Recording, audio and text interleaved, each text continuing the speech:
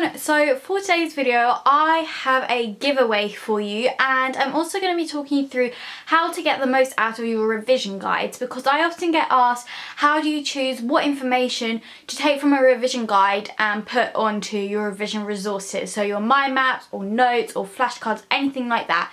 So today I thought I would talk you through all that. I'm also going to be unboxing a lovely package from Scholastic, and I'm going to talk you through the giveaway at the end so you guys can find out how 5 of you can be very lucky winners. I also just want to say next Sunday will be the last time I'll be uploading for a very long time, so I'm not going to be uploading pretty much throughout the whole of May and nearly the whole of June, as I have exams and honestly won't have any time to film. So next Sunday is going to be one of the last videos, but make sure to stay subscribed because obviously I will be back after exam season, and there'll probably just be a load of study with me coming after that if I've had time to film them, but who knows. So yeah, I'm just gonna get on with the video, but I just wanted to let you all know that. Okay, so Scholastic, I think it was about a year ago, last May, sent me a lovely box, and if you've been subscribed for a year you probably remember, and then I gave away like the same kind of box, so I'll leave the video down below if you want to go and see me what I look like a year ago. And then the other day I actually got a lovely package from them again in this really nice grey box,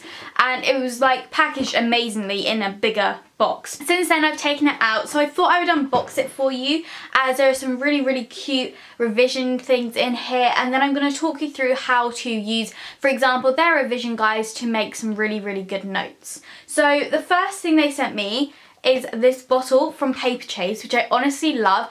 If you know me, I love drinking out of these kind of bottles because I only ever drink cold drinks. I never have a hot drink, so anything like this is perfect. And then they also sent me 2 books, which I'm really happy about because I need some books to read over the summer, seeing as I'm going to have so much spare time. So the first one is called No, I Can't Even, which is by Simon James Green, and then the other book they sent me is called The Shadow Queen. And when I was at the Shout Hangout event, I actually saw this on the stand, so it looks really good, and I'm pretty sure I have like a sample of this somewhere. Now if you know me, I absolutely love stationery, so when I opened this up and saw all these lovely things, I was very excited. So the first thing is this lovely notepad. This is from Wilko's, and it's like a cork effect with colour running through it. It feels quite spongy, and then it's just got a load of plain paper inside, so I think this is really good for notes. And if you've got subjects where you have to draw a lot more diagrams or something, you could probably use this quite well, or even maths. This would probably work quite well just for doing loads of questions. And then they sent me some pens. Now there was a purple one, however, when I received the package it had broken, so I don't have that, but I have these 3. It's got a light blue, a dark blue and a yellow. And the last stationery thing they sent me are a block of sticky notes, again from Hema, and I actually love sticky notes. I have so many and you can never have enough. So in here you've got pink, green, yellow, blue and orange, and I don't have any orange, so good thing I do now. They also sent me a load of tea. They have sent me the GCSE Combined Science Revision Guide, which is going to be so much more useful for me. And then they also sent me the GCSE Combined Science Exam Practice Book, which I am so happy about, as I've nearly finished my CGP workbook. So now to have another book with just a load and loads of practice questions in is going to be fantastic. And then finally they sent me the GCSE Geography Revision Guide, which is so good, as the CGP one I have is fantastic, but the case studies in that are different to what we're taught, at least. Whereas this one matches up with the official AQA textbook that's about £30 to buy. Whereas this one is £9, and this has all the case studies in that match up to that book. So if your school uses Caboodle and you don't really like having the big book and you want kind of like a cheaper and smaller alternative, then this is your book. Okay, sorry if the angle or anything has changed. My camera's just run out, so we've switched on to the second camera, but I'm going to talk you through now how to make the best notes possible. And back in the summertime when I did like a whole week of revision videos, I did talk about notes, however it was kind of a very brief video. So I thought today I would talk you through how to use your revision guide to make the best notes possible.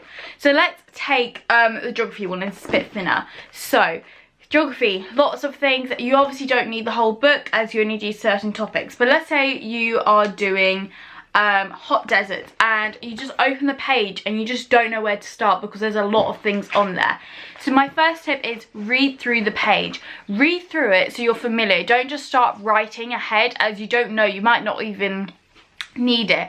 And then what I would say is read through it, and if you know you're not going to give this book away to someone, then highlight it. But I know that next year my brother will use some of these revision guides, so I don't highlight. Instead I take like sticky notes or little index sticky notes, and I just point things out and write things down like that. And I can literally just get ones with like an arrow and say key info here.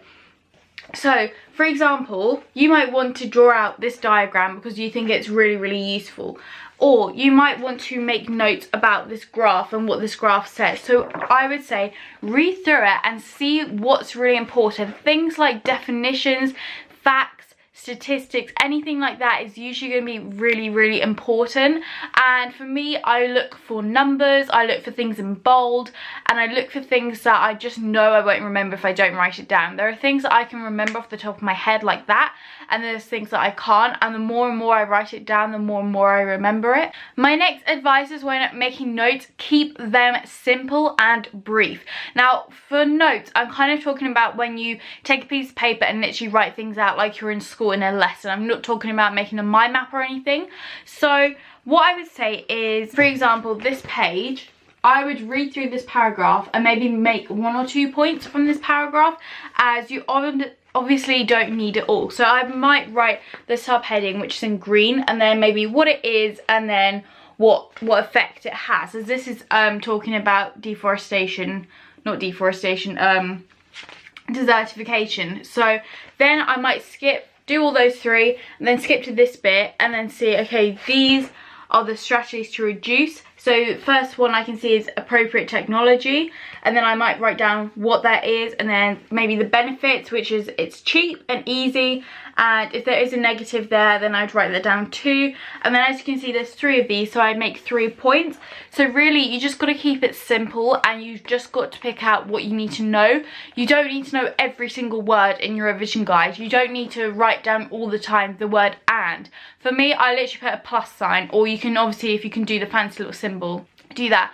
But whatever's in your revision guide, you do not need to know absolutely everything. My next piece of advice is when you're moving on from, so you've made your notes and you're now like, I've got to make this in a really revisable source. So my first thing I was talking about was sticky notes. Sticky notes are great. So for me, I might put, like for history for example, I might put the date on one side and on the back what happened on that date. So for example, 1829, the Metropolitan Police Act, and then I might stick that somewhere in my room, and every time I see it, walk past it, anything like that, I go and test myself on it, and it just becomes really good. This is really good as well for things like vocab. If you don't want to be writing out loads of flashcards all the time, the vocab that you never can remember, put it on a sticky note and stick it somewhere up in your room.